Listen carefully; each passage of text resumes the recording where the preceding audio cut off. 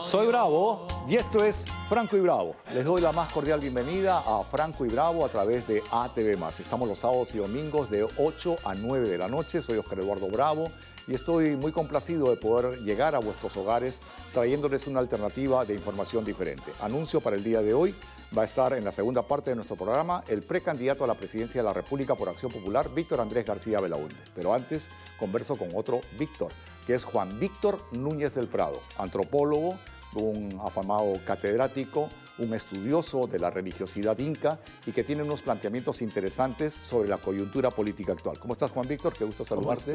Un placer, bienvenido. Has hecho un diagnóstico histórico estructural del Perú.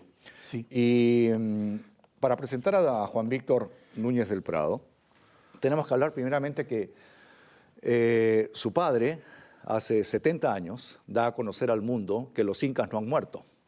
Estaban escondidos. Y eran los queros.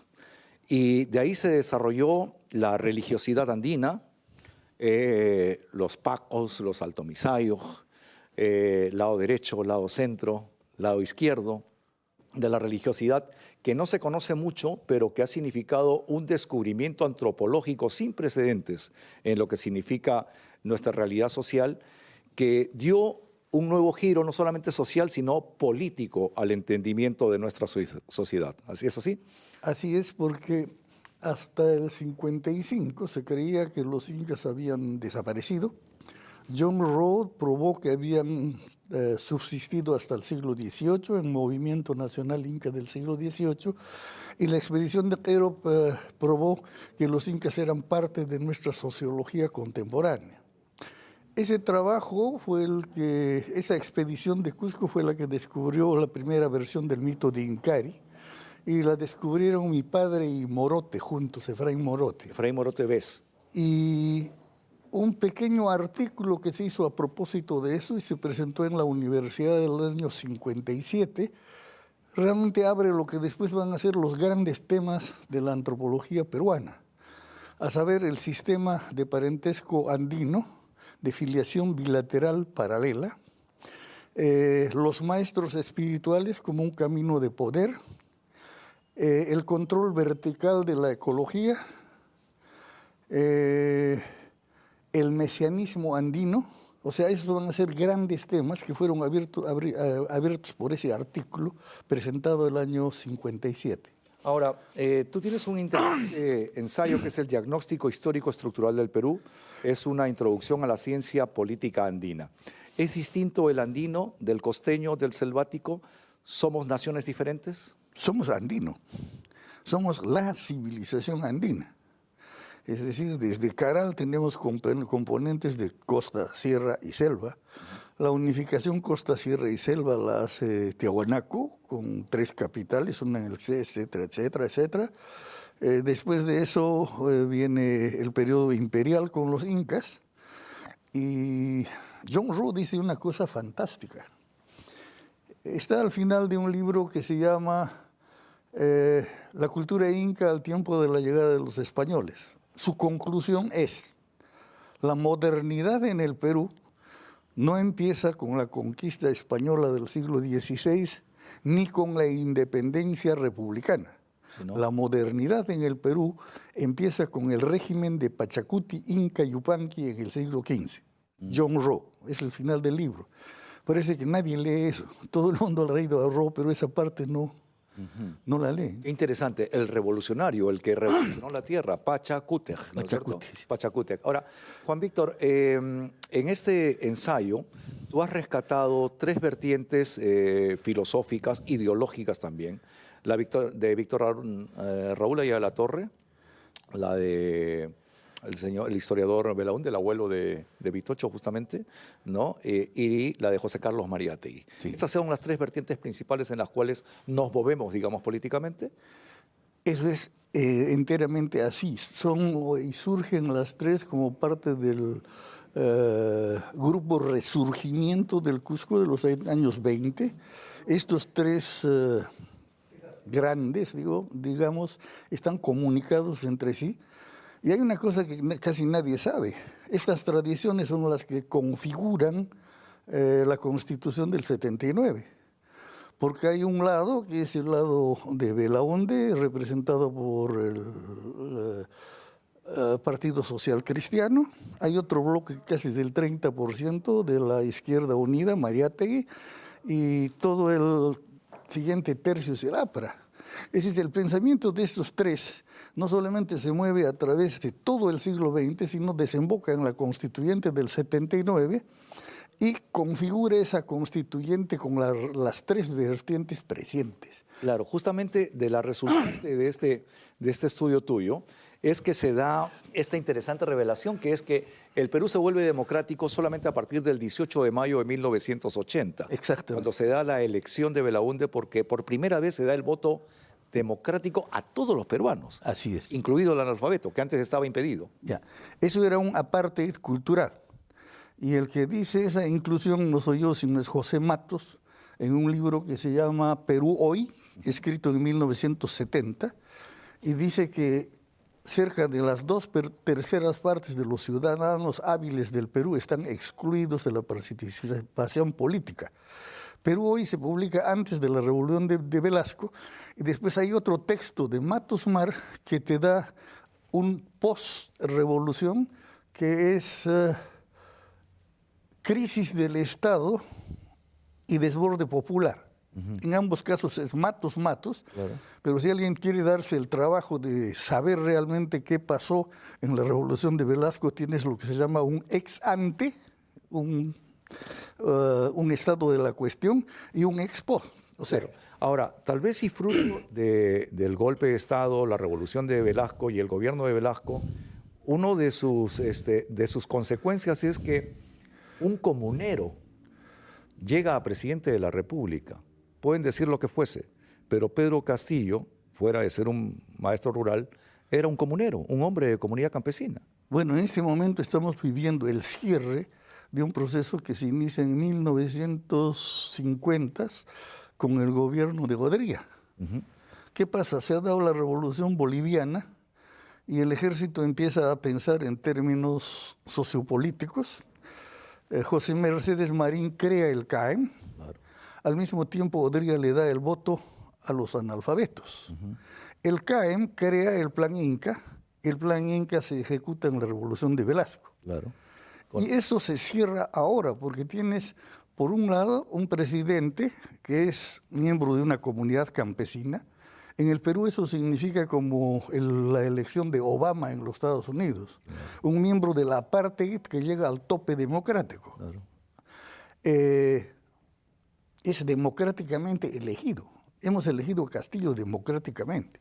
Todo lo que ha pasado después es un problema del que tendrían que explicarnos los politólogos, o es parte de la historia. Y la otra cosa es que estamos bajo un régimen manejado por una mujer. Es el voto a la mujer se dio en Godría. Y lo que no se ha leído es que quien llega al poder es el Partido Comunista, de Vladimir Cerrón.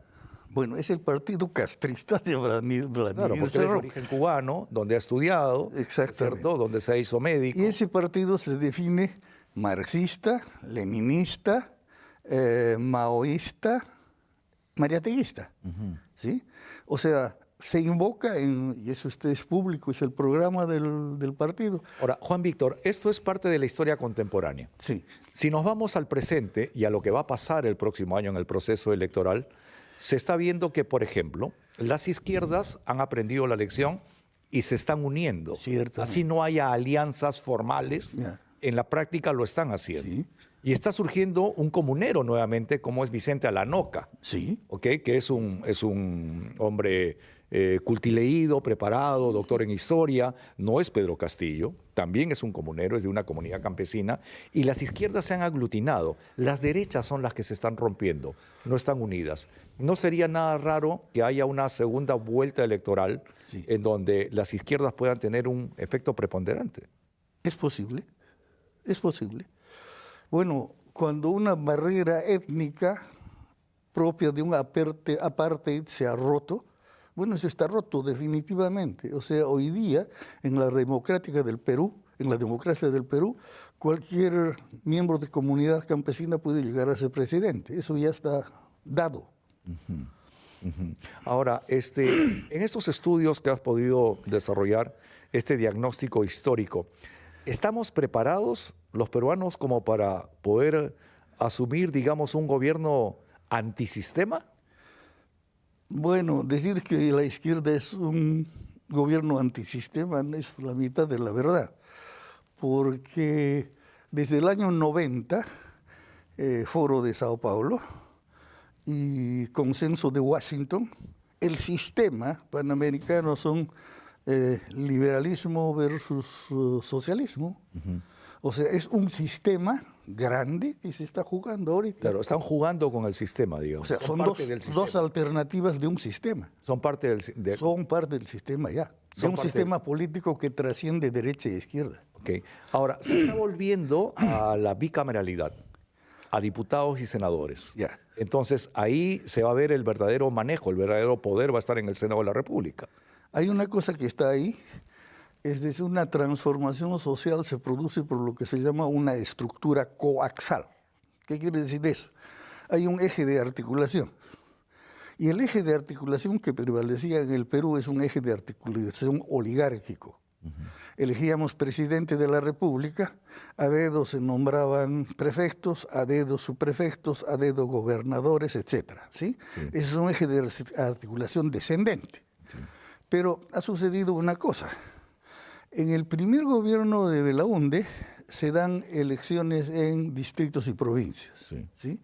Pero eso está todavía con la exclusión de los analfabetos. En el segundo gobierno de Belaúnde se vuelve a dar esto, pero ya es un sistema distinto porque es la totalidad, es decir, es sin exclusión de nadie. Alan García da las regiones, ¿sí? Esto sufre una fluctuación en Fujimori, pero las regiones vuelven a introducirse y que se quedan para quedarse con Toledo, ¿sí? Pero ese es un eje que sube hasta el nivel regional. El nivel regional se empieza a expresar con, ¿cómo se llama el presidente que sustituyó a PPK? Vizcarra. Con Vizcarra. Porque él es un presidente regional, claro, que constitucionalmente, como vicepresidente, llega a la presidencia de la República. Sí. Es decir, el poder regional ha llegado a la primera magistratura también, ¿sí? Pero ¿qué significa ahora las dos cámaras? Significa que ese eje de articulación que sube tiene ahora un espacio nacional. Diputados han de hacer, es un parlamento territorial, ¿sí? Y se puede hacer la propuesta de Aya de la Torre de convertir senadores en un parlamento funcional. Pero ¿qué pasa? El eje del poder social que sube ha llegado al techo, ha llegado a costar la República. De modo que en el próximo periodo, cualquiera que salga, con un poquito de capacidad, por supuesto no un desastre como el que hemos tenido con el profesor Castillo, pero con que tenga un poco de ecuanimidad, saca adelante el país. Porque además este país ahora está recibiendo un input de energía impresionante. Es el puerto ese de Chancay, ¿sí? Con el que tenemos un Japajñán hasta Shanghái, como dice alguien, y por ahí va a fluir energía, sí, etcétera, ¿no? Entonces, habría que ser absolutamente inepto para no hacer que el Perú marche a partir de las próximas elecciones, salga quien salga. ¿Avisoras alguno? ¿Ves alguno entre los líderes que están postulando? Porque muchos dicen, nadie me representa, nadie es como yo. Y puede haber un outsider, puede haber un fuera de juego que de un momento a otro pueda destacar. Bueno, cuando un sistema empieza a articularse, y esto es un proceso, el sistema se está completando de articular. Ya no hay outsiders. Los que tengan ideas fuera de foco van a salir por los costados, no van a llegar. O sea, el sistema se está cristalizando y un sistema tiene un poder organizador en sí mismo. Ahora, ¿avisoras una alianza entre las derechas o van perdidas? Bueno, eso depende de los que las lideran. Tenemos uno acá, se aliaría con el APRA, por ejemplo. Yo lo vería muy bien, ¿no? ¿Le ves futuro al APRA? ¿Crees que va a pasar la valla? Bueno, el APRA es la historia política del Perú y la historia política del APRA. Y eso no soy yo, es Julio Kotler. ¿sí? Ahora, dentro de la religiosidad andina y dentro del espectro del campesino, el campesino no es muy partícipe en política. Es mucho más partícipe de lo que la gente cree. Explícanos, por Y favor. tiene más memoria política de lo que la gente cree. Desarrolla O ello. sea, ¿por qué reeligen a Belaúnde? Porque se acuerdan del pueblo lo hizo. Claro. Y son pragmáticos. ¿Te das cuenta? Sí. Entonces, sí hay una presencia política. La memoria del campesino es mucho más gorda de lo que la gente cree. En Quero, en el trabajo de Quero, se mostró que la memoria colectiva andina tiene un alcance de 800 años. Wow. Porque se está conmemorando el nacimiento de los incas, y ese es un fenómeno que para cuando la expedición fue hecha tenía de 800 a 900 años. Claro. O sea, la memoria colectiva tiene una cobertura que nadie le está reivindicando en este momento. Cuéntanos un poco de los queros, de esta comunidad altoandina, en donde la mujer es una mujer es líder, Ramosa Apaza. Tienen todavía el matriarcado, se rigen bajo estos preceptos, se han quedado en el 1500, es un mito, es un cuento, es una leyenda. ¿Qué son los queros? Bueno, son los depositarios de un arte espiritual que no tiene ninguna cosa que envidiarle a los artes espirituales orientales, al yoga, al aikido, Al Dalai Lama ni... No, Dalai Lama, no, Dalai Lama es otra cosa, ¿no? Es uno de los grandes tipos. ¿Son sus pares espirituales? El budismo tibetano sí es par de la tradición andina. Y no solo es par, sino que el año 83 he tenido la fortuna de organizar un encuentro entre el budismo tibetano y maestros espirituales andinos, que han intercambiado rituales. Claro. Aquí tenemos un hombre nativo, este es un hombre de Pisaj. Sí. Como verá su vestimenta con botones, un barayo, y la vara es la vara de mando ancestral. Sigue siendo y seguirá siempre la señal de mando de los pueblos. Bueno, las varas andinas eran dos, es el señor de las varas. Huiracocha. Sí, desde Chavín. Eso en la colonia, como el monismo occidental, se redujo a una vara de poder. Oh, qué interesante. Pero es el símbolo del poder que emerge. Claro. ¿Sí? Se trató de sustituir esto con una cosa traída de los pelos que se la debemos a Ildebarando Castroposo. Ildebarando Castroposo dijo una cosa que es del ayllo al cooperativismo socialista. Lo andino no es cooperativista. Y esa es una tontería. Gran parte de la falla que ha tenido la reforma agraria de Velasco es tratar de introducir formas cooperativistas en lugar de utilizar la forma tradicional que es el alcalde de vara. Claro, pero ahora, la trascendencia de Velasco es grande. Se ha hecho hace poco una encuesta, cuáles son los mejores presidentes de los últimos 100 años. 54% ha dicho que Juan Velasco Alvarado, 39% Alberto Fujimori. Bueno, eso es totalmente real, porque yo reconozco 3 personas con visera de estadistas aquí. ¿Quiénes son? Velasco, Fujimori y Alan García. A Alan García hay muchas cosas que se le mezquinan, ¿no? Sí, pues. En su primer gobierno, lo que Alan García hizo es preparar la derrota de Sendero Luminoso. ¿Por qué? Reconoció las rondas campesinas, y nadie se acuerda de eso. Eso es participación al Ande, ¿sí? Y además organizó el CEIN. El Servicio de Inteligencia. Claro. Vio la región, como dije, que es un asunto estructural. Y esa herencia la tomó Fujimori y la manejó bien.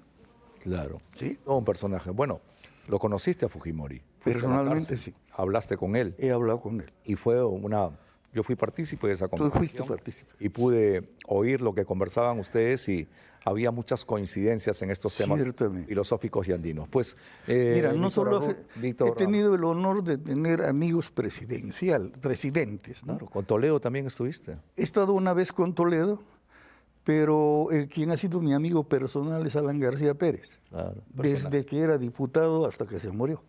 Gran presidente. Diagnóstico histórico estructural del Perú, introducción a una ciencia política por la Universidad Andina del Cusco, es el ensayo de Juan Víctor Núñez del Prado Béjar, a quien le agradezco que haya venido hasta nuestros estudios y que nos dé nuevas luces de lo que significa nuestra historia y qué pasará con el Perú. ¿Cuándo se jodió el Perú? ¿O nacimos jodidos? No, no nacimos jodidos. El Perú se jodió cuando los Borbones echaron a los jesuitas. ¡Oh! ¡Qué buena! Para mí con la captura de Atahualpa, al nacer. No, ese es un incidente. Cada quien o sea, tiene ese sus era un posiciones, incidente. pero quedó para la posteridad la frase de Mario Vargas Llosa. Te agradezco, Juan Víctor. Perdón un ratito. Eso es un incidente histórico que iba a suceder, porque Occidente estaba en un proceso de expansión. Y como dice Toynbee, ha cercado a todos sus rivales civilizacionales, a todos los rivales que ha tenido. Y esa hegemonía ha durado hasta los años 20 de este siglo. Claro, ¿sí? claro. Entonces eso era inevitable, fue un choque de civilizaciones y fue una conquista. ¿Sí? Claro, más que una conquista, una invasión. Pero no, eso es un eufemismo. Bueno, ya discutimos. Yo para conquistar enamoro, hablo, hago poesía. Lo demás es invasión. Tenemos muchísimo. ¿Y Garcilaso? ¿Y Garcilaso? Y todos nosotros, el nuevo Perú. No, ¿y Garcilaso? Y así es. Bueno, así es. muchas gracias. Juan Víctor Núñez del Cuando Prado, quieras, Oscar. que ha conversado con nosotros aquí en Franco y Bravo. Cuando regresemos, Víctor Andrés García Belaúnde, precandidato a la presidencia por Acción Popular. Ahorita mismo, no cambie de canal. Soy Oscar Eduardo Bravo, ya volvemos. El bravo soy yo. El bravo soy yo. El bravo soy yo.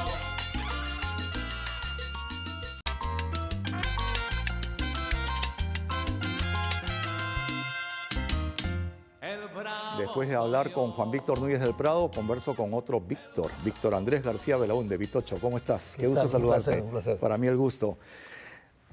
Nuevamente en las lides políticas y ahora nuevamente queriendo ser candidato de Acción Popular. ¿Por qué? Bueno, el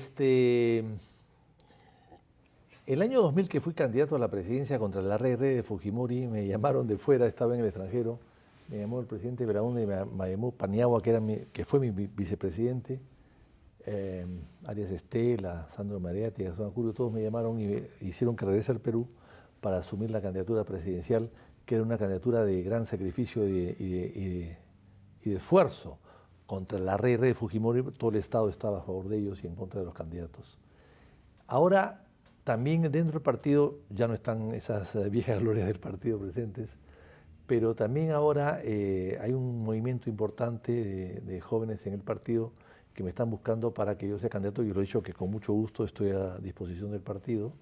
Soy un soldado del populismo y estoy dispuesto a hacerlo. Así que, en fin, en eso estamos. Estamos simplemente viendo esa posibilidad. Yo he aceptado participar. Creo que hay que... los partidos se manifiestan, hacen ejercicios, se oxigenan a través de las elecciones internas, ¿no? Es como los equipos de fútbol. Si no entrenan en su estadio antes de ir al Estadio Nacional, bueno, van a ir desgastados o sin preparación física, ¿no? Así que yo creo que los partidos necesitan entrenarse en casa para luego salir a competir con los otros partidos. Ustedes eran un correligionario, un voto. Ahora van a ser delegados. ¿Por qué cambió? Claro, ese cambio se hizo, que yo no estaba muy de acuerdo, pero entiendo el motivo, porque en las leyes electorales que se aprobaron con impulso y bajo el gobierno de Vizcarra, la tutela de Vizcarra, se permitió pues bajar todo, las inscripciones de los militantes con 25.000 votos, 25.000 firmas, imagínate. Es una miseria, de los 700 que era antes, 700.000 claro. que era antes, y después se puso una nota que decía que el 10% mínimo debían participar en elecciones, si hay elecciones populares, digamos, dentro claro. de las... Claro, en 27.000 personas que firman una planilla pueden votar 2.700 sin ningún problema. Pero cuando se trata de Acción Popular, que somos 300.000 casi militantes, que vayan a votar a más de 30.000 en todo el Perú, es muy complicado. Y requiere de una gran logística claro. y una gran voluntad de todos que quieren ir a votar. Siempre han votado en el partido 10.000, 15.000 personas, 20, pero nunca 30, 30 y tantos. Ha sido muy complicado. Entonces, bueno, ante eso, el plenario decidió hace ya mucho tiempo atrás cambiar el sistema y volver al sistema anterior de elegirlos por delegados, ¿no? Claro. Ahí entra la mano política también, el control del partido, el presidente del partido, el secretario general. Y justamente ustedes se han quejado que Acción Popular también fue contaminado, que fue manejado por los caviares, o que, como quien dice, le robaron los huevos al águila. Pero ustedes son políticos cunda, tienen calle, no solo calle, callejón y sin caño, ¿ok? Y la juegan bien. ¿Cómo así se dejó robar el partido Acción Popular a tal punto de tener, y hay que decirlo, representantes impresentables? Es cierto, muy impresentables, que yo, el 90% de ellos no los conocía, los he conocido recién últimamente y a través de las páginas policiales además. Ahora, mire, ¿qué pasó? Yo creo que ha habido algunas pugnas, se fueron los líderes principales del partido por diferentes motivos, edad, fallecimiento, etcétera, y el partido quedó en otra generación que no han comprendido bien el mensaje fraterno de Belaúnde y que empezaron a luchar por la Secretaría General, etcétera, los cargos del partido. Es más, el presidente del partido ahora es del Partido Morado, Mesías Guevara. Exacto, el expresidente. Bueno, lo cual es increíble, yo no lo entiendo. No, Yo y no es lo más, el entiendo. Partido Morado lo crea un populista, Aureo Segarra. Así es. Pero eso ya había salido. Aureo Segarra, que era policía, Era tomo. era Guardia civil. guardia de asalto, Claro. y que me rompió 2 costillas. Claro, en el golpe, el 3 de octubre, ahí en la Colmena, Así es, frente sí. al Crillón. Frente al Crillón me golpeó tanto que me rompió 2 costillas y acabé preso y hospitalizado además. Qué buena anécdota. Y era Aureo Segarra, y después fue populista, y después fue diputado, y tuve que compartir. Pero qué escaño- cristiano que eres, lo perdonaste. Bueno, tenía que perdonarlo, pues no, él cumplía con su función como guardia de asalto, pero lo hacía muy bien. Y después estuve con él en 1 o 2 oportunidades como diputado, se sentaba al lado mío, así es que, en fin, yo me reía mucho del caso, decía mi golpeador, ¿no? En fin, pero en todo caso, cierto, pero fue hace mucho tiempo atrás. En el caso, para terminar, en el caso de Acción Popular, las luchas internas hicieron que vayamos a elecciones, pero las elecciones, algunas buenas, algunas no tan buenas, son hoy registradas por el jurado minuciosamente. Y ya eso que no pasaba antes, hoy día sí pasa. El jurado está vigilando de cerca a las autoridades de los partidos y a las elecciones de las autoridades. Y no las reconoció en 4 ocasiones. En 4 leads electorales internas, el jurado no reconoció a los ganadores, porque los perdedores impugnaban, pero al final no le daba la razón ni a uno ni al otro, y durante 8 años o un poco menos, Acción Popular no ha tenido dirigencias. Y la única dirigencia que había, que se conservó, era el Comité Electoral, que solamente actúa en época de elecciones, que no tiene ningún poder ni una facultad. Y ni siquiera podíamos tener cuenta corriente. Y la cuenta corriente del partido, para pagar la luz, etcétera, los pocos gastos que había, la tenía en la caja chica, en su libreta electoral, perdón, en su libreta de ahorros, la presidenta del Comité Electoral. Eso es todo lo que tenía. Y ahora, hace 2 años, hemos regularizado todo. Después de muchos años, ya nos aceptan, ya tenemos cuenta corriente, ya tenemos secretario reconocido y certificado por el jurado, y tenemos sobre todo tesorero. Antes no había ni tesorero. Ahora, tú apoyaste en el último proceso electoral muy efusivamente, junto con Raúl Díaz Canseco Terry, la candidatura de Alfredo Barnechea. Los 2 sobrinos del presidente Belaúnde apoyando la candidatura de un ex aprista, que Eso fue candidato el año 16 fue eso. el 16, ¿no es Sí, cierto? hace 10 años. Hace 10 años. Y No, ahora, 9 eres, años. y ahora eres contrincante de Barnechea. Bueno. ¿Por qué ya Barnechea ahora ya no sirve y tú sí? Barnechea sigue siendo mi amigo y ha sido mi amigo. Con Barnechea hemos entrado juntos a la universidad. Hemos sido compañeros de carpeta. ¿En la Católica? En la Católica. Así derecho. que lo conozco y lo aprecio mucho. Tenemos una larga amistad. El 2016, dentro de las circunstancias que había, él quería ser candidato y creo que era una buena opción. En ese momento había un tema del gas que él conocía perfectamente bien y creo que se hizo una buena campaña. Yo lo ayudé en todas partes, yo viajé con él en todo el Perú, yo lo presentaba, hay gente que me conocía a mí que no lo conocía a él, yo lo presentaba y se hizo una campaña muy esforzada y se llegó a 19-20% de las encuestas y después nos quedamos en Por los 8%. chicharrones. Así es, los chicharrones y una serie de cosas ahí que jugaron en contra. Pero el chicharrón, digamos, no es la causa solamente, sino hay otras causas también Claro. que uno va... Los mismos medios, hubo Los una mismos- así es. confabulación de Exactamente, los medios de comunicación. exactamente, y no hubo una buena reacción. No hubo o una sea, capacidad de respuesta. no hubo capacidad de Claro, respuesta. No claro. estamos preparados para esa... Es decir, cuando tú llegas demasiado rápido a ser número 1 o número 2 en las encuestas, vas perdido, porque todos se tiran contra ti. Y si tú no estás preparado para devolver El contraataque, claro. los misiles, vas a perder. Y eso fue lo que nos pasó. Nos confiamos mucho en las buenas conductas de la campaña electoral y no fue así. Hubo guerra sucia y bueno, y al final caímos. Pero fue una buena campaña y yo creo que esa campaña tan buena fue que sirvió para que después cosechen los triunfos los candidatos a alcaldes que vinieron después. Claro. Entre ellos el propio Jorge Muñoz, Jorge Muñoz. que ganó la alcaldía de Lima, ¿no? Claro, y que luego fue destituido Así y es. entró Manuel Romero. Miguel Romero. Miguel Romero, el Así es, arquitecto. que fue destituido por una cosa mínima, yo creo, Sí, ¿no? sí, sí. Una cosa absurda. Pero en fin, en todo caso, eso fue lo que pasó. Ahora las cosas son diferentes. En 9 años el Perú ha cambiado y en 9 años él es candidato, probablemente yo compita con él y será un honor pues competir con Alfredo, por supuesto que sí. ¿Ya tienes fórmula? No, porque estamos todavía haciendo los preparativos, conversando. Hay bases que me han propuesto, yo les he aceptado, les he dicho que voy a estar al frente de ellos, pero todavía hay que buscar mayor consenso. Claro. No, esto no es una decisión personal, tiene que ser una decisión colectiva, ¿no? Que alguien quiera que yo, o que crean que yo pueda ser un buen representante y que pueda postular, y si es así, yo estaré dispuesto. A eso es lo que yo he dicho, que yo soy precandidato si ellos quieren, si las bases quieren, si las bases me proclaman y me apoyan. Pero claro, si no hay apoyo, si no hay proclama, bueno, sencillamente se creará una ilusión. Conversaba con unas colegas periodistas y les decía, ahora va a estar Vitocho en mi programa, y me decían, qué excelente, sería el mejor presidente de Suiza. De Suiza, bueno. Eso decían de Belaúnde también. También decían de Belaúnde, ¿no? Igualito. También decían de Belaúnde. Y fue presidente 2 veces, o sea, no pudo... Tal vez un buen augurio. bueno, pero también ha habido buenos presidentes para Suiza, ¿no? Claro. Pero el Perú es diferente. Pero en todo caso, ¿para quién ha sido buen presidente Castillo? ¿Para el Perú? No creo, ¿no?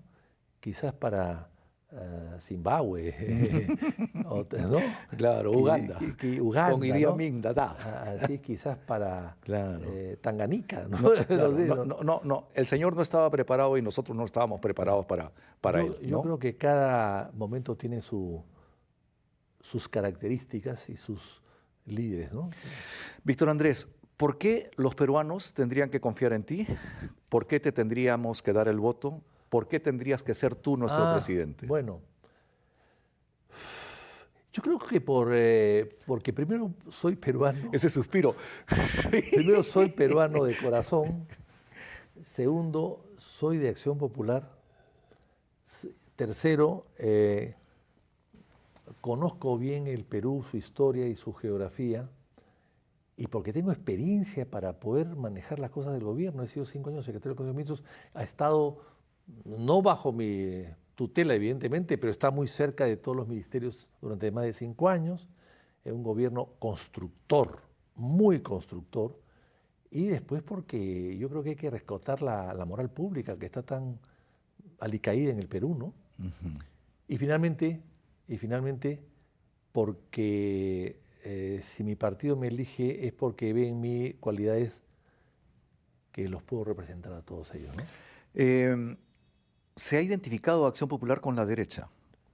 tradicionalmente, si quieren, en las últimas décadas, aunque Bueno, pero- ahora ha tenido una representación a través de la presencia de Johnny Lescano de gente más tirada para el lado de la izquierda. Al final la Acción Popular es de derecha, es de izquierda, es de centro, o no es necesaria una definición.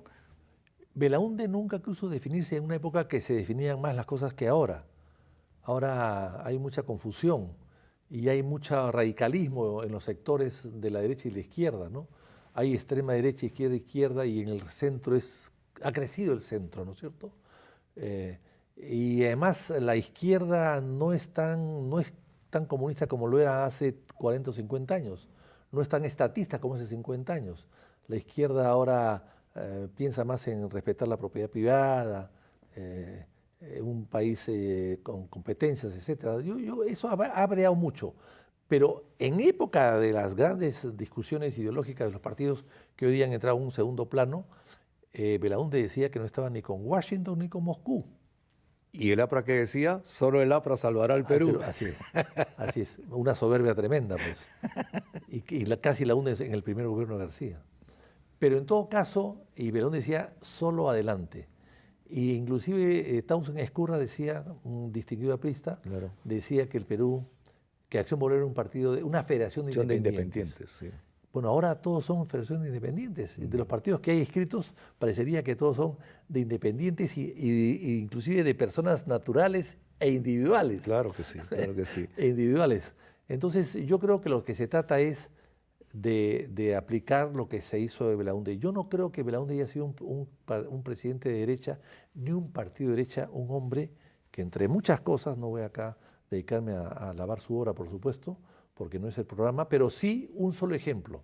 Una persona que cree el Banco La Nación cuando recién ingresa al gobierno y que le quita la plata a toda la banca privada, que era del Estado, el dinero que era del Estado, para manejarlo él y no tener que depender de la banca privada para hacer obra pública y no tener que pagar altos intereses, ese no es un presidente de derecha, pues, en absoluto. Claro. Eso llevó después a la quiebra del Banco Popular, que manejaba el 70% de los recursos del Estado. Que manejaba la familia Prado, ¿Y qué de quien fue? has escrito mucho. Del que le he dedicado una o dos obras, y gracias a esas dos obras que he sido tan crítico con el fundador de la dinastía, no con ellos, sino con el fundador de la dinastía, he logrado que se unan, porque estaban muy divididos. Así que, ¿Se han unido los Prado? sí, contra mí. ¡Qué buena! Así que yo estoy muy contento porque algo he logrado. Has logrado que se unan contra mí. la unión de los Prado. Dentro de tus libros, tú eres un historiador neto.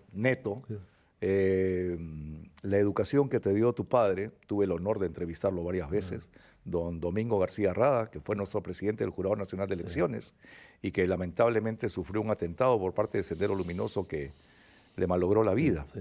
Pero tu padre invirtió en la educación de sus tres hijos, invirtió en ustedes, invirtió en Joselo, en Domingo, en ti, y los preparó, digamos, para poder sentar cátedra, no solamente en líderes políticas, sino también intelectuales. Un gran legado. Sí, bueno, fue una preparación no económica, ¿no? Porque no era un hombre de dinero, ¿no? Pero sí intelectual, Sí, académica. Exactamente. No fue material, no fue un apoyo material necesariamente, ¿no? Casi nada. El apoyo fue la asistencia familiar, la asistencia paternal, la orientación, el consejo, la formación, la educación. valores. Y sobre todo el ejemplo. Claro. El ejemplo fue muy importante, ¿no? Y yo he visto a mi padre, que fue juez 40 años, como en Navidad y en otras fiestas, que se presentaba algún litigante a casa, que lograban ubicarlo, él trataba de escurrirse siempre, pero al final lograban ubicarlo, cómo le llevaban regalos y él lo dejaba en la puerta para que se los lleven. Nunca aceptó nada. Claro, ¿qué tal ejemplo? Nunca aceptó nada. Y había gente modesta inclusive que le llevaba una gallina o un pavo para Navidad.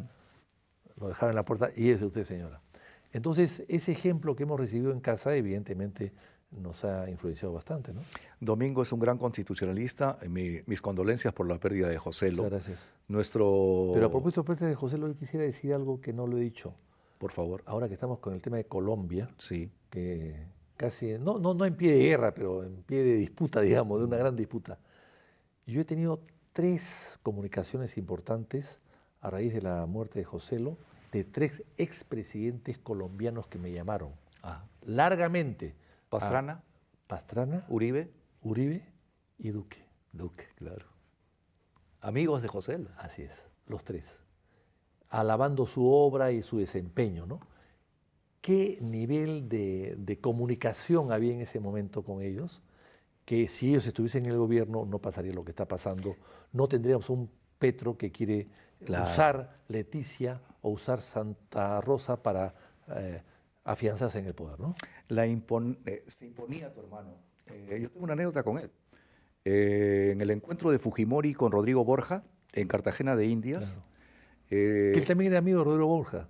Él también era muy amigo de Rodrigo Pero Borja. ¿sabes de quién era amigo? Y ahí va la anécdota. Que estaba, él era el primer ministro de la Joy Guay, Víctor Joy Guay. claro. Y tu hermano era representante de la Junta del Acuerdo de Cartagena. Así es. ¿Ok? Y estaba ahí y se le aparece un personaje que todos nos quedamos petrificados y le dice, Joselo, Gabriel García Márquez. Claro, claro. Con claro. Gabriel García Sí, sí, Márquez. sí, sí, sí. ¿Dónde se habrían conocido? Seguramente. Y era muy amigo además de Vargas Llosa, Joselo De también. claro. Gran amigo de Vargas Llosa. Lo invitó inclusive con Isabel, cuando todavía estaba con Isabel de hace 2 o 3 años atrás. Entonces sí, él tuvo una buena vinculación con todos ellos. Con todo este mundo intelectual. Y fue el canciller que nos permitió recuperar 50.000 kilómetros. Claro, y lo interesante de eso es que García no estaba muy convencido. Él lo que hizo fue recoger un poco una idea que había en la Cancillería, pero que estaba archivada, de Bácula, de buscar una manera de poder recuperar este mar, ¿no? Pero nadie quería enemistarse con Chile. Y cuando García le adelanta esto a la señora Bachelet, le dice, cuidado, presidente, si usted hace eso, nos distancia. Si usted hace eso, nos enemistamos. Si usted hace eso, voy a tener que retirarme mejor en Lima, ¿no? Entonces García dijo, no, esto no procede. Tuvo José lo que convencer a García, a hablar con Fosley, el canciller chileno aquel entonces, después vino un tal Fernández y otro un tal Moreno, con los 3, con los 3 trató y con los 3 hizo amigos de ellos, y finalmente los convenció que la demanda no era pues necesariamente un enfrentamiento, sino una solución que ellos no querían dar, que ellos no querían dar porque no querían conversar sobre el tema. Y se presentó y se ganó, así que yo creo que al final todos ganamos. Claro, Chile se quedó tranquilo y nosotros también. Claro, y un gran aporte de tu hermano a lo que significa la soberanía nacional. Y en soberanía nacional también hay aspectos importantes. Estuve leyendo tu libro sobre la guerra de las Malvinas. No. El momento histórico en donde los Mirage son entregados con bandera argentina.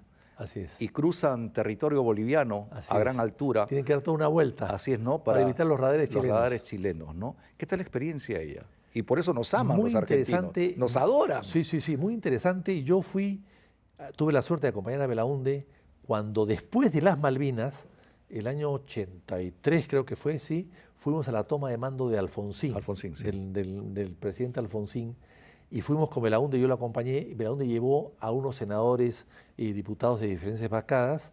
Estaba Malpica, estaba Moreira, estaba Barrera Bazán, en fin, había de todo, y que fuimos todos con él en este avión a la toma de mando de Alfonsín. Y estaba Bush, el presidente Bush, era vicepresidente en ese momento, después fue presidente. De Reagan. Así es, Sí. Bush, y Bush quiso hablar con Belaúnde. Entonces Belaúnde lo citó a la Embajada del Perú en Buenos Aires, en la Avenida Libertador, que tú conoces muy bien. Y entonces yo estaba detrás, yo, en fin, eso como secretario, estaba cerca, pero no dentro, digamos, ¿no? Y entonces Bush se bajó del auto, en un auto blindado, entró a la embajada, y dijo, presidente Belaúnde, le dijo Bush, lo voy a felicitar. ¿Pero por qué?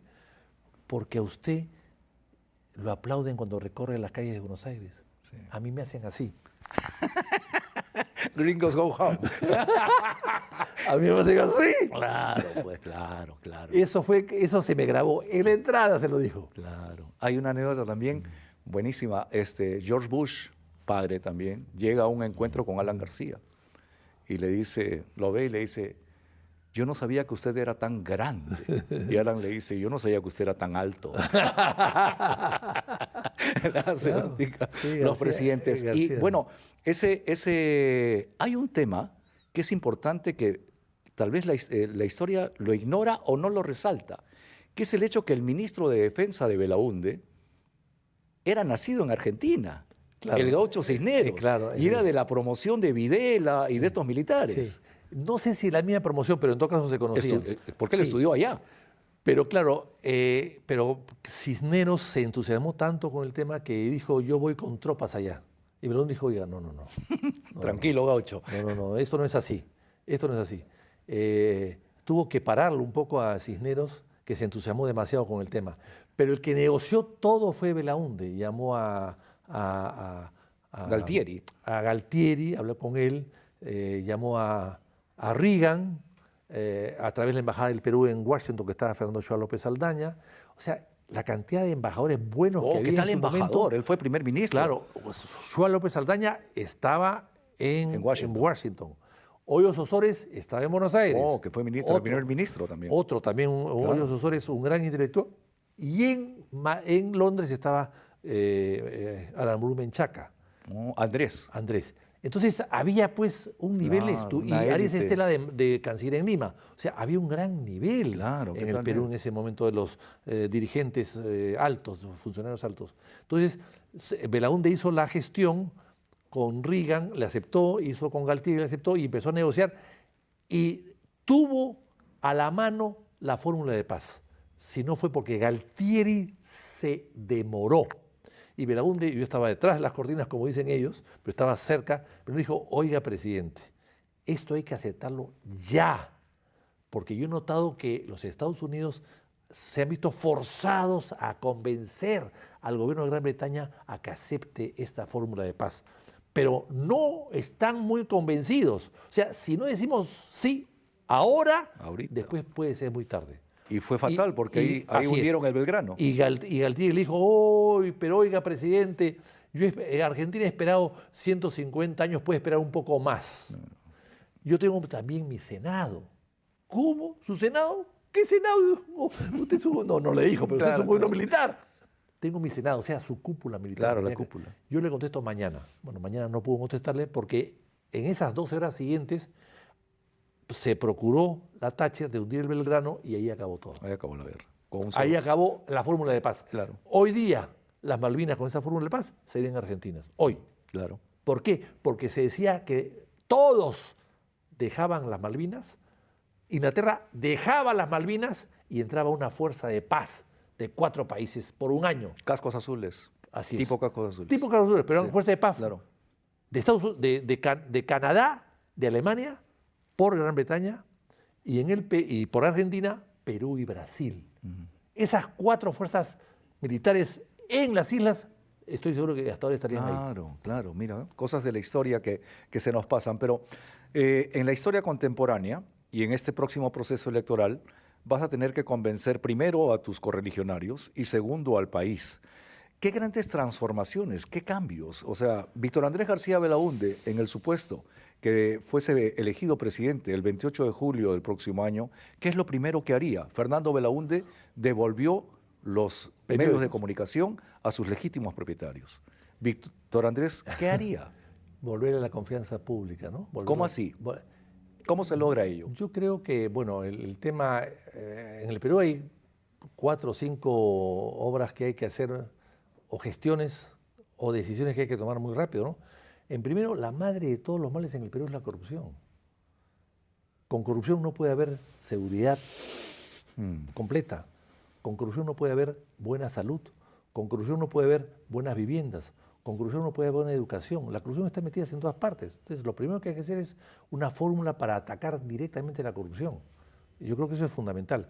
Y después, miren lo que está pasando con la policía. Han matado a un policía el otro día que no tenía chaleco antibalas porque él había comprado el chalecos y sin embargo sus jefes están comprando coches de 200.000 soles, que con eso cobran chalecos antibalas a toda la policía. A toda la policía. Entonces, yo creo que eso hay que ver un cambio radical, una reforma del Poder Judicial, del Ministerio Público, una reforma de las fuerzas policiales, la creación de una fuerza especializada en lucha contra el crimen, en la investigación, quizás volver a una especie de policía de investigaciones, en fin. Y luego el Perú es un país de oligopolios, oligopolios, Los bancos. bancos, farmacias, hasta cinemas, hasta cervezas. O sea, volver a la competencia, crear competencia para que todos puedan competir en igualdad de condiciones. Un real libre mercado. Un libre mercado que no existe en el Perú.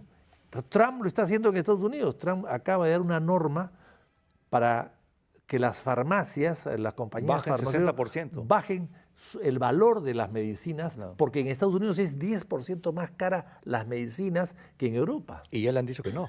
Y ya se está enfrentando, pero lo está haciendo él. Bueno, en el Perú pasa algo parecido y es más fácil solucionarlo, porque todo depende de Digemín. Digemit. Nada más. Y el dueño de todas las farmacias es uno solo. Así es. Acá es mucho más fácil. Aquí, claro. Entonces, si no hay buena salud, hacer una reforma total de salud.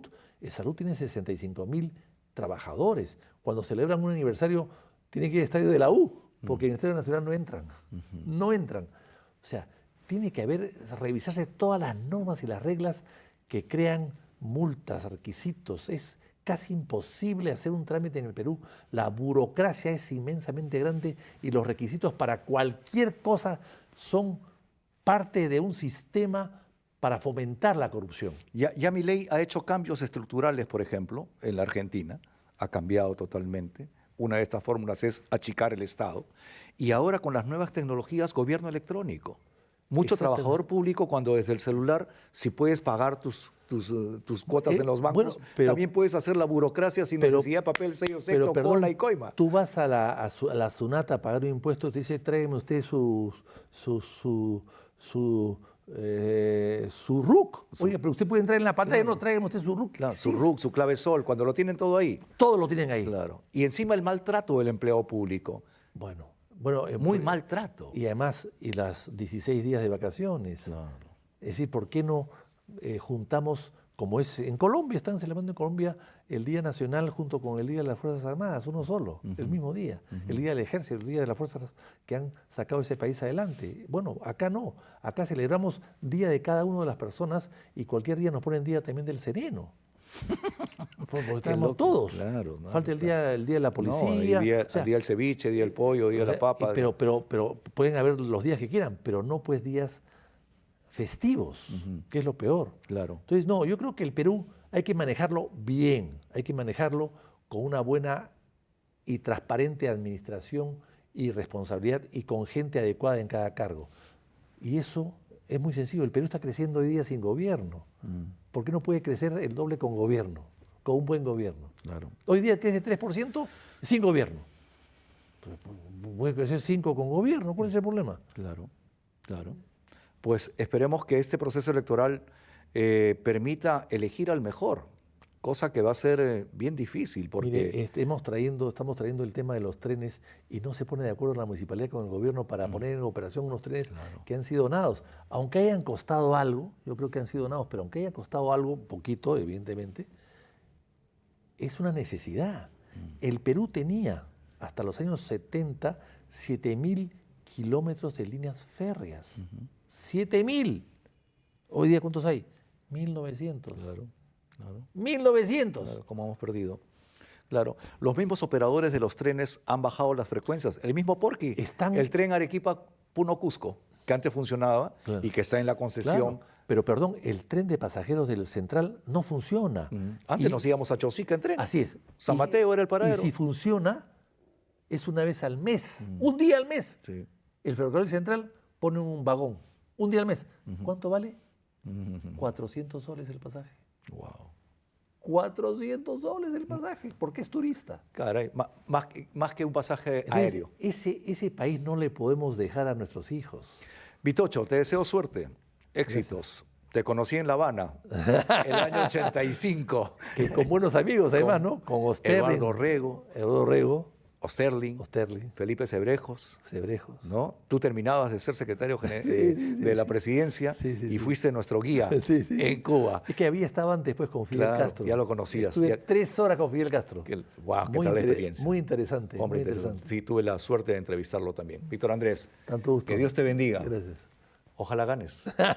Que el pueblo decida. Eso depende Que el de las pueblo bases decida. de mi partido, primero internamente y después ya veremos qué pasa. Víctor Andrés García Belaúnde, precandidato a la presidencia de la República por Acción Popular. Soy Óscar Eduardo Bravo, les agradezco vuestra gentil sintonía. Nos vemos nuevamente el sábado y domingo de 8 a 9 de la noche a través de Franco y Bravo por ATV+. Pasen muy buenas noches, que Dios los bendiga. Nos vemos la próxima semana. Tupananchis Campos.